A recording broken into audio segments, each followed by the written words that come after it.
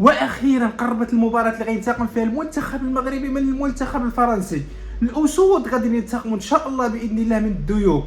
اليوم في هذا الفيديو غادي نعطيو واحد التحليل شامل جميع المستجدات، واهم حاجه كيفاش وشنو هي الطريقه الوحيده اللي ممكن المنتخب المغربي يربح بها المنتخب الفرنسي. اول حاجه خصنا نعترفوا بان المنتخب الفرنسي هو اقوى منتخب في البطوله حتى لدابا، راه مسجلين 14 هدف والدفاع ديالهم قوي وجميع الخطوط ديالهم متناسقه.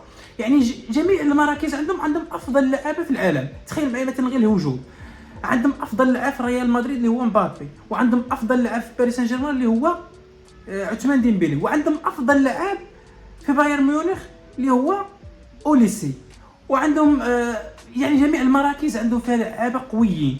ولكن ما كيعنيش ان المنتخب الفرنسي ما عندوش نقاط ضعف. فرا المنتخب الفرنسي عنده نقاط ضعف في منتصف الميدان، في الميليو. الا قدرنا نحكموا الميليو فغادي نحكموا المباراه. وانا كنتوقع ان وهبي والمنتخب المغربي غادي يديروا الضغط اللي داروه كيف ما لعبوا في 15 دقيقه الاولى ديال المباراه ديال المنتخب البرازيلي. الا لاحظنا باللي وهبي كيعتمد اكثر على الخطه، ما كيهموش كثر اللاعب اللي غادي يلعب به بكثر ما كيهمو اللاعب اللي غيطبق ليه الخطه ديالو.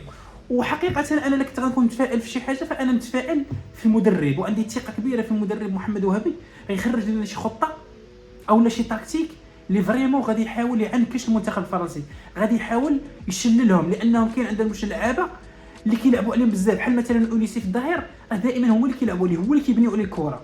دونك الا قدرنا حنا نقطعوا الكره ما نخليوش كاع الكره توصل، فهذا هو البريسينغ اللي غادي نقدروا حنا نمارسوه، هو انك تلعب واحد البريسينغ عالي، ما تسناش حتى الكره توصل ولكن غتلعب انك تحرموا من الكره. ثاني حاجه انه حنا عندنا لعابه اللي ممكن نعتمدوا عليه، مثلا حكيمي راه افضل لاعب او افضل ظهير في العالم بدون منازع في هذه الايام اللي كنعيشوا فيها حنا دابا. دونك ممكن اننا نثقوا في هذه الفرقه ديالنا. وشوف باش نكونوا واضحين الاخوان، الا شفنا كاع المباريات اللي فاتوا فراه كنلاحظوا واحد الحاجه مهمه، شي في الكره ابار التكتيك ويكون عندك امكانيات فنيه كبيره، فالكره كتلعب بالروح. الا كانت عندك روح وكنتي باغي تربح صدقني غتربح. بيان سير احيانا فاش كتكون مشلل فما يمكنش انت تعتمد فقط على روحك، تكون عندك الامكانيات، ولكن راه شوف راه الروح والقتال هو اللي كيخلي المباريات كي تربحوا. وحاجه اخرى انه الحمد لله المنتخب المغربي كيزيد يبرهن كل نهار انه افضل منتخب افريقي. علاش؟ لانه كنلاحظوا بلي المنتخبات الفرنسيه او عفوا المنتخبات الافريقيه كاملين، تخيل معايا الفرقه كتكون رابحه حتى الدقيقه 80 رابحه ب2-0، وفي 10 دقائق ولا 15 دقيقه كتخسر، كتولي خاسر ب3-2 او لا كتمشي للبيلاتيات او المهم كتخسر المباريات. وهذا الشيء للاسف الشديد كيدل على انه كاين واحد الهشاشه نفسيه. نفسيا حنا ما كنصدقوش كافارقه، بيان سير ما كنهضرش على المنتخب المغربي ولكن كنهضر لا بصفه عامه على المنتخبات الافريقيه. ما كاينش ديك القوه النفسيه وديك الصلابه الذهنيه انني ممكن انني نربح هذه الفرقه. في الاخر كيكون واحد الانهيار، وما كنتمناش الصراحه هادشي يوقع مع المنتخب المغربي، لانه حنا الصراحه 2022 ضيعنا ديك المباراه لان لعبنا بصراحه احسن من فرنسا. اي واحد غادي يتفرج في ديك المباراه والحكم ظلمنا في ديك المباراه باش نكونوا واضحين.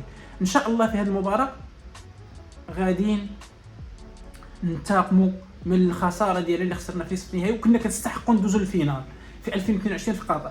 دونك انا كنتفائل المنتخب المغربي غادي نربحوهم، غتكون صعيبه، غتكون بحال المباراه ديال هولندا، غادي نعانيو ديال بصح، ولكن ان شاء الله في الاخر يا اما غنربحوا 2-1 يا اما غادي نتعادلوا ب1-1 ولا 0-0 وغندوزوا للبينالتيات وحنا رحنا في السومي فينال.